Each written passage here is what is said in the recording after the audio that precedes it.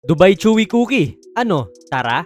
Simulan natin dito idol. Ang tumatao kay Luka ay itong si Tari Eason pero dahil sa screens, ayan, si DFS na bigla yung tao. Which is ayos lang kung ikaw ang Houston. Si DFS ay isang mahusay na defender. The best defender pa nga yan ng Lakers last season eh. At pamilyar din siya sa laro ni Luka kasi ilang taon niya rin tong naging kakampi. Walang kabawasan sa depensa kung ikaw ang Rockets. Matutuwa ka pa nga kasi maraming players sa kanila ang may kayang bumantay effectively dito kay Luka. Kaya nga wala rin pong help defense dyan. Tiwala sila nakakayanin ni DFS mag-isa to.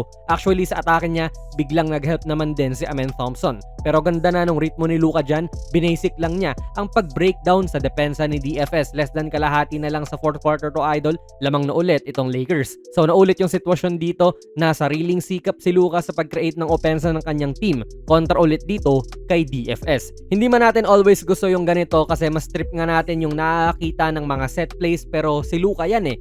Top 3 player ng liga yan or ng buong mundo. Kaya he can do whatever he wants. And effective naman din siya most of the times than not. Kaya nga nabuhat niya rin yung Mavs dati patungo sa finals kasi kaya niyang gumanito pag wala nang gumagana sa team sa opensa. Last season, hirap pa si Lukang umatake pero ngayon, kita nyo naman, kayang-kaya niyang atakihin ang depensa ng isang premier wing defender sa NBA. Hindi man score to sa kanya pero napakolaps nila ni Ayton ang depensa sa loob that led dito sa tres ni Rui. Lucky bounce pa nga, lamang na ang Lakers ng isa.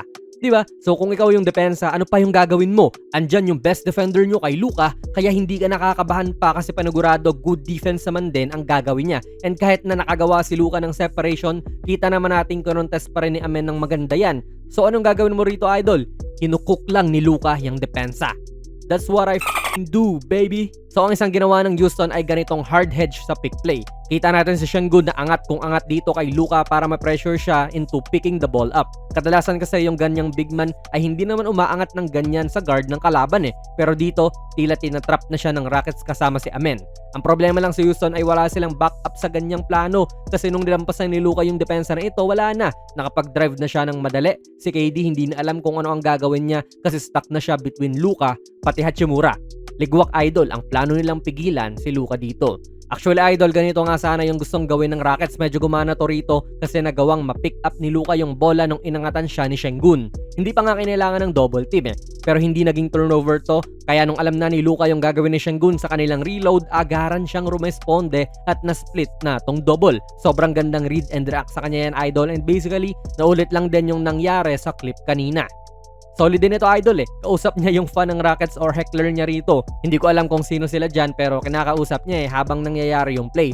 Nagkakandara pa na rin yung Houston dito sa kanilang depensa at itong si KD nagsisimula ng magsabi kay Jabari Smith na siya ang dapat pumunta sa kaliwa in which dito siya napunta kay Luka. Then as a defender, ang hirap din ito kasi sunod-sunod na move yung ginawa niya kahit na parang basic lang talaga tignan. Una ay ito, pwede siyang mag straight line drive lang dyan at feel ko okay na nga rin na move yan. Malalampasan niya si Jabari Smith. Kaso nag-step back siya sabay atake sa kaliwa naman. Kita natin yung postura ni Smith na hindi rin handa dyan at exposed na ang kanyang front foot. Pwede ulit umatake si Luka pero this time ay sa kaliwa naman biglang pumreno pa at umambang mag-step back. So pwede na rin yan ituloy idol pero para lalong makagawa ng separation, nag-between the legs pa muna siya para ipaisip ulit kay Jabari na aatake siya sa kanan then saka siya nag-step back pa. Grabing mga moves yan idol para hindi lang maabot ni Smith yung tira niya. Na-contest pa rin naman idol pero outbalance na ng konti si Jabari dahil sa mga moves na ginawa niya. Dagger na rin to, sabay tingin doon sa fan ng Rockets. So yan yung definition ng unstoppable idol. Kita nyo naman, best defenders na ng Houston yung tumatapat, wala. Nakakascore pa rin si Luka or masasabi mong effective pa rin. Nung nag-hard hedge or hard show sa screen, ini-split lang niya. Kayang-kaya at nakakagawa pa rin ng play sa mga kampe.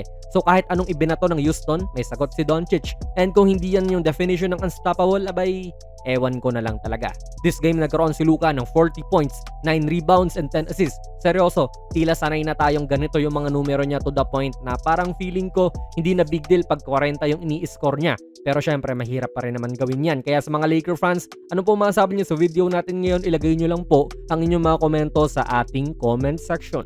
Kung nagustuhan niyo po ang ating video ay pakipindot na lang idol ng like button, mag-subscribe ka na rin sa ating channel. And ako nga pala si Jonas PB and as always, hanggang sa muli.